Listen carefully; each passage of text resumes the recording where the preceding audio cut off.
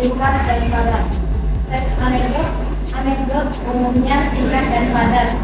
Cerita yang disajikan tidak berlarut-larut, tetapi tetap mampu mengandung pesan yang ingin disampaikan.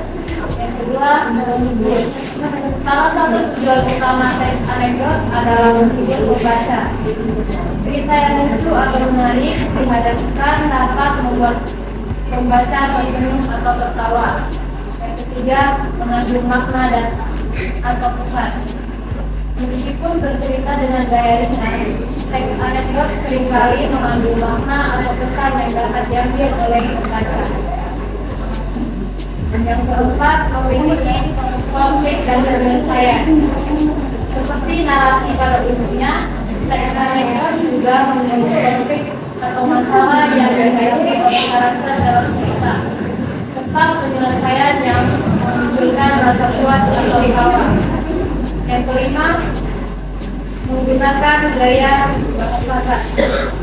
Gaya bahasa dalam teks anekdot cenderung santai dan informal. Penggunaan humor, perumpamaan, atau bahkan bahasa gaul dapat memberikan warna tersendiri pada cerita.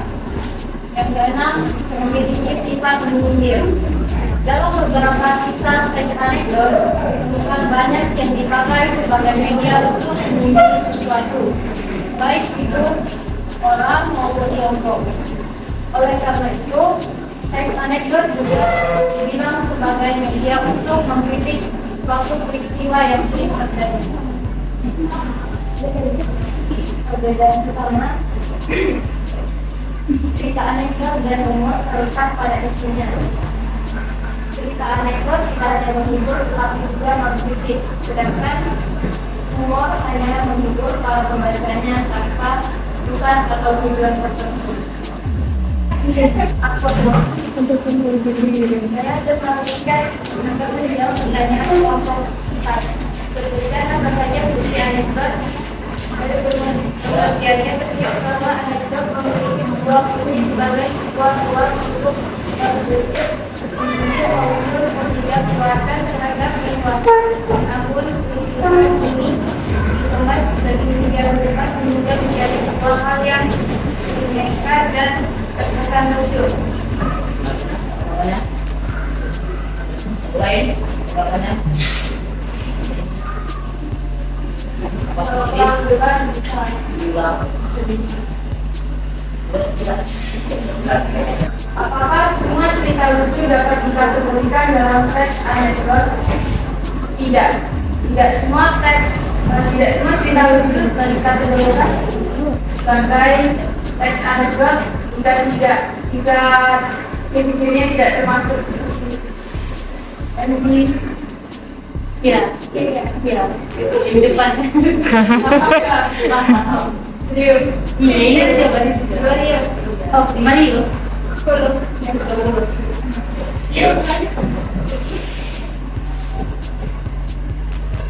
Juga mungkin yang pertanyaannya, contoh gaya bahasa teks anekdot.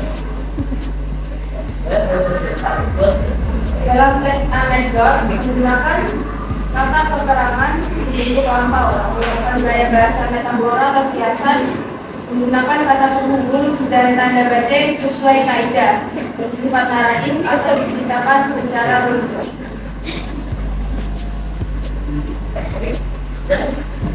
Mengapa teks anekdot digunakan? Teks anekdot biasanya digunakan untuk menyampaikan kritik, tetapi tidak dengan cara yang kasar dan menyakiti. Cerita dalam teks anekdot dibuat secara singkat namun menarik karena mengandung unsur humor dan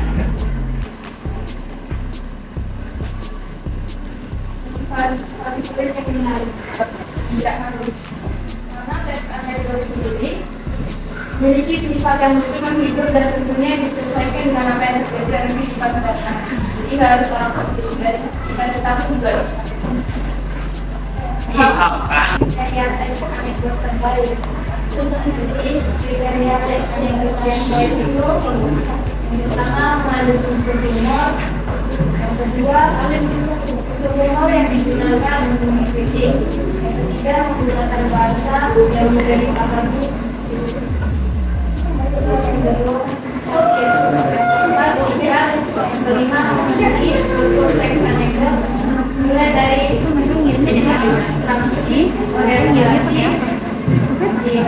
kritis, analisis, reaksi, hingga pemikiran.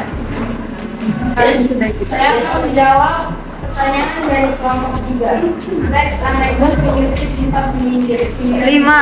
Apa 3? 5. Iya 5. Sorry. Kopi lagi. Teks anekdot memiliki sifat menyindir. Sindiran berupa apa serta jelaskan sindirannya. Sindirannya itu berupa mengejek, memprotes, menghina, dan mengadu domba.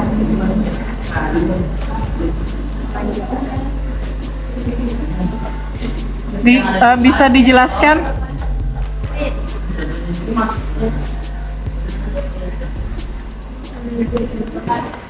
Dua siswa diskusi yang artinya itu minta bocoran dari salah satu UN, sedangkan yang perempuannya itu masih tahu bocorannya, makanya belajar kayak menyindir gitu loh, menyindir kalian. Kalian. Apa yang disindir, Ki? Karena laki-laki karena minta bocoran salah satu UN, padahal kan nggak boleh. Oke, kritikannya untuk siapa berarti itu?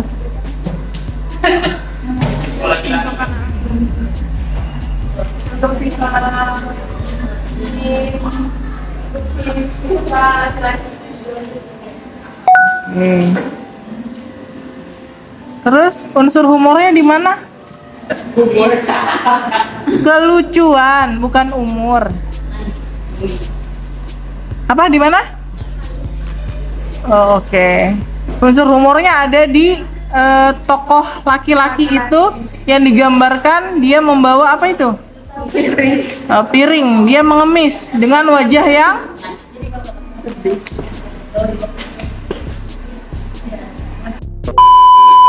Nanti di kelompok 1, mohon maaf jika ada kesalahan dalam kata. Assalamualaikum warahmatullahi wabarakatuh. Waalaikumsalam warahmatullahi wabarakatuh. Tepuk tangan dulu buat kelompok 1.